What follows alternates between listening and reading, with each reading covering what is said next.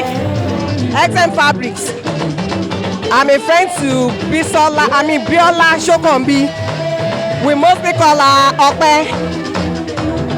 She's a very nice girl, lady, but at the same time, we thank God for everything God has done for her. For the grace to see Yati Babe, Láyọ̀ àtàlàáfíà. All glory be to God Almighty. Bàbá àti màmá ẹ súre o. So, kí ni advice tẹ́ máa fún àwọn ọmọ olókùn? I pray that God will continue to unite them together. Unity is the best thing. And all that they need financially after this burial, God will replenish their pockets in Jesus' name. Give me that dance. Mama was very good mother. She's a nice mother, she's a grandma, and she's a nice woman to the community. May Almighty God continue to guide them and protect them. What the vacuum their parents left behind, they should be able to cover it. May Almighty God grant the deceased their eternal life, and may our gentle soul rest in perfect peace as well. A dúpẹ́ lọ́wọ́ pé àwòkọ́ṣe rere ló ń jẹ́ fún wa nítorí pé màmá jẹ́ ká mọ̀ pé ilé ayé yìí nígbà tó wà láyé pé ó dà kí o máa ṣe dáadáa wọ́n kóyàn mọ́ra àwọn ará kọ̀ọ̀kan lára wọn tí màmá bá lọ church wọ́n pè wọ́n wá kí wa wọ́n ṣe wá pẹ̀lẹ́ òun ló mú mi wá bíbẹ̀ pé gbogbo nǹkan tí bá ṣe mú láti filẹ̀ láti wá ṣe ẹ̀yìn. Orúkọ tèmi ni Oluwa Abiola. Èmi ni ọmọ karùn-ún nínú ọmọ olóko. Mo fẹ́ kí gbogbo àwọn tó wá bá wa ṣàjọ ilé ni pé wọ́n ṣe o. Ilé tí wọ́n fi sílẹ̀, ọ̀nà tí wọ́n fi sílẹ̀ ò ní dàrú o. Ibi àní fi bára wa lò. Bẹ́ẹ̀ mo dẹ̀ dúpẹ́ lọ́wọ́ Ọlọ́run pé ó jẹ́ kí ọjọ́ òní kó ṣeé ṣe fún wa. Kò jẹ́ kó jọjọ́ ìbànújẹ́ fún wa. A dúpẹ́ kó jẹ́ kó mú ọjọ́ ró fún wa. Gbogbo wa tí ẹ wá bá wa ṣàjọ ilé ni ẹ délé láyọ̀ o. Ẹ ní pàdé ibi lọ́nà o. Ẹ ṣé gan.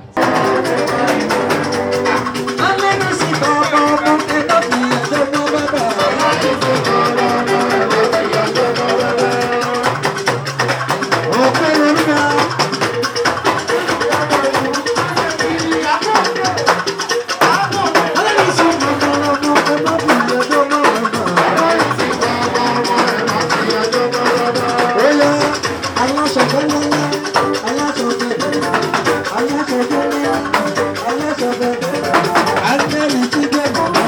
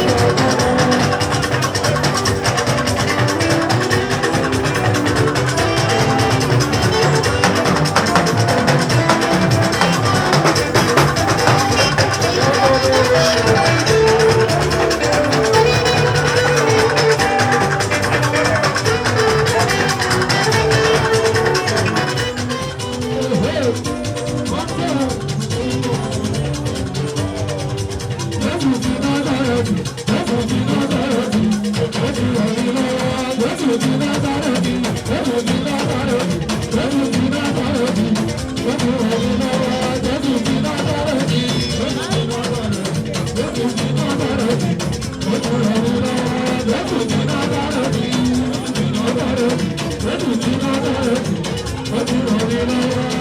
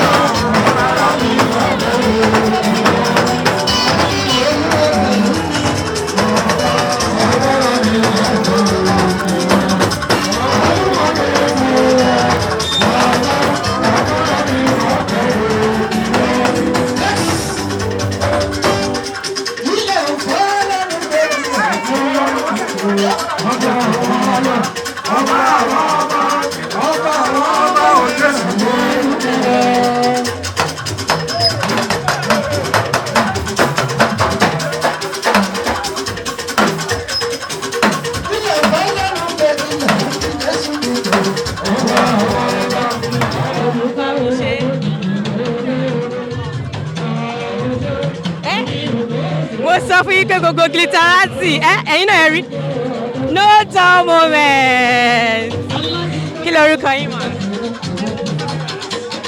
Rafiat Adébòmí lèmi ń jẹ́.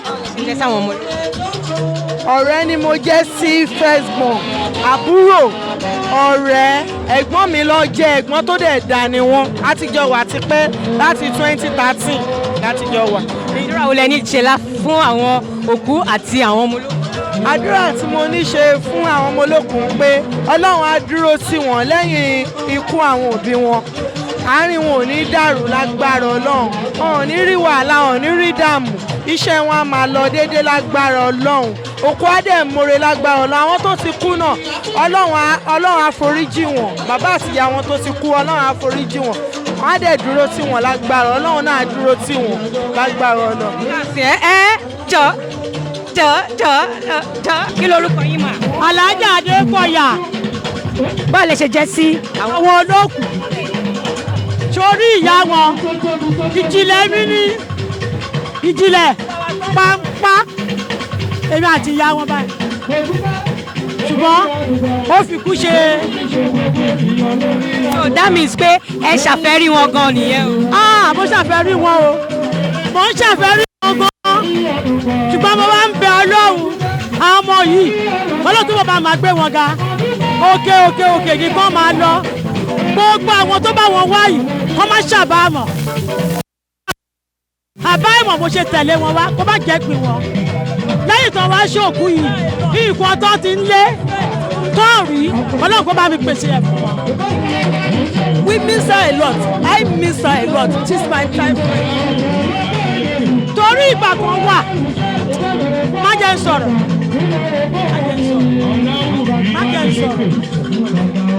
torí wọ́n sọ pé mi gbọ́dọ̀ sunkún mo tẹ̀ ṣètò operation ojú mi mo ti bá ń sọ omi á jáde Ọlọ́run kó bá mi dá ọmọ yìí sí Ọlọ́run bá mi wà pẹ̀lú wọn omi ara wọn ẹ̀jẹ̀ ara wọn iṣan ara wọn Ọlọ́run má jẹ́ kó gbẹ̀bọ̀dẹ̀ kó má gbẹ̀bọ̀dẹ̀ àtàwọn àtọmọ àti ìyàwó kíṣan ara wọn má gbẹ̀bọ̀dẹ̀ àtọwọ́ ọkọ ọmọ ẹ̀ ní omi ara wọn ìṣan ara kó má gbẹ̀bọ̀dẹ̀ Ọlọ́run bá mi ṣàánú wọn Ọlọ́run kó wà pẹ̀lú wọn Ọlọ́run làwùrà wà lákùú àtà ìlà àbílà ìlà sí.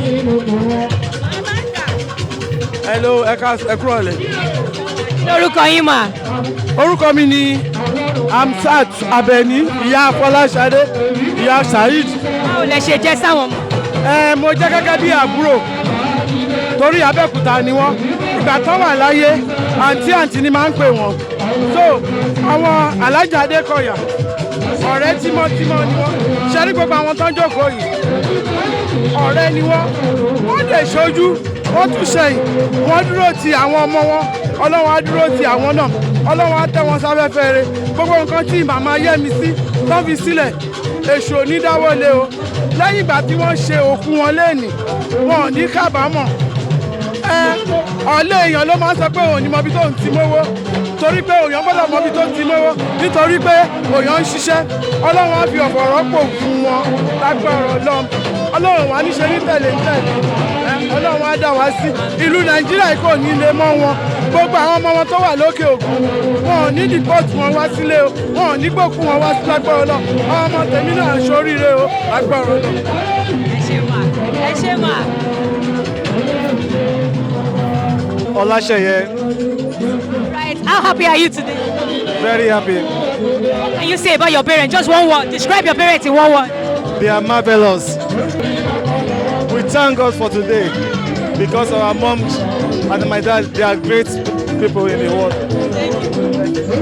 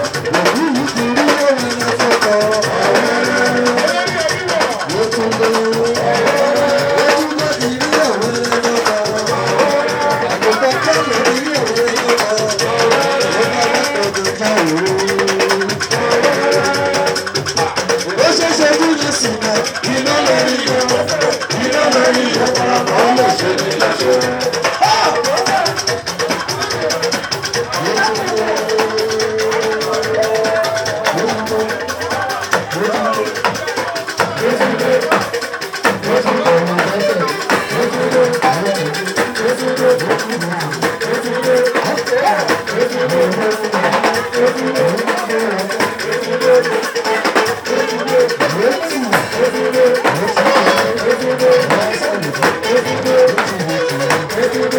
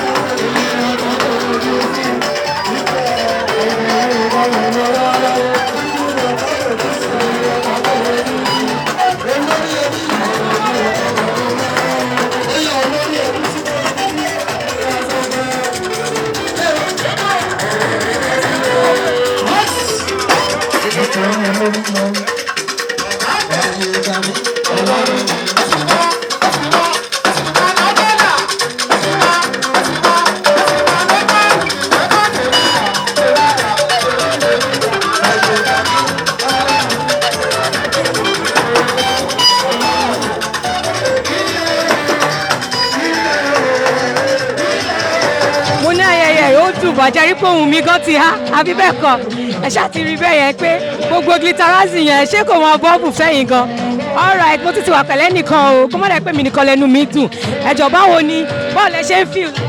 mo enjoy ara mi gan ni mo enjoy ara mi gan látàárọ̀ inú mi dùn lẹ́nìí a enjoy ara wa gbẹ̀yìn ìyá wa àti bàbá wa agbẹ̀yìn wọn a enjoy ara wa gidigidi jíjẹ mímu wà rẹpẹtẹ everybody ló gbádùn kò sẹ́ tó wá bí tó bá lóhùn ò jẹun lẹ́nìí. sẹ́yìn náà ti gbọ́ kò sí pé kò sí ó jẹ àjẹyó ó tún ti lọ so advice wo lẹ máa fún àwọn ọmọ ológun. ọ̀rọ̀ mi ni pé wọ́n gbẹ̀yìn ìyá wọn ọmọ eré àgbẹ̀yìn àwọn náà wọn ò ní kọ́jú lọ́wọ́ bá ti yá wọn wọ́n á ní ṣe láyé wọn máa iṣẹ́ wọn ò ní jù ṣẹ́ wọn lọ́wọ́ ọ̀rọ̀ bá máa gbòòrò máa lọ sókè lágbára náà lẹ́yìn òkú màmá wọn yìí ohun ọ̀tún ló máa ṣẹlẹ̀ ní ayé wọn. amen bàbá ẹ ṣe mà. I don't know much about my grandpa, but I know about my grandma. She's caring, loving. I remember when I was still a kid, she would keep chicken under the bed for us when we get back from school. So we eat it when we get back from school. So do you actually miss her? Yes. Say a word of prayer. I pray that where she is in heaven, she will always be the same way she was on earth. kọ́lọ́n túbọ̀ tẹ wọn sáfẹ́fẹ́ rere gbogbo ẹ̀yìn tọ́lẹ̀ fi sílẹ̀ náà kò ní bàjẹ́ ẹ̀yìn wọn á da. Orúkọ mi ni Oluwa ní Sokanmbi. So how have you been since morning? How happy have you been? Well, I'm so happy today that I witnessed today. I celebrate my mom. Yes, I will advise them to keep on loving each other and love me too. So I also love them.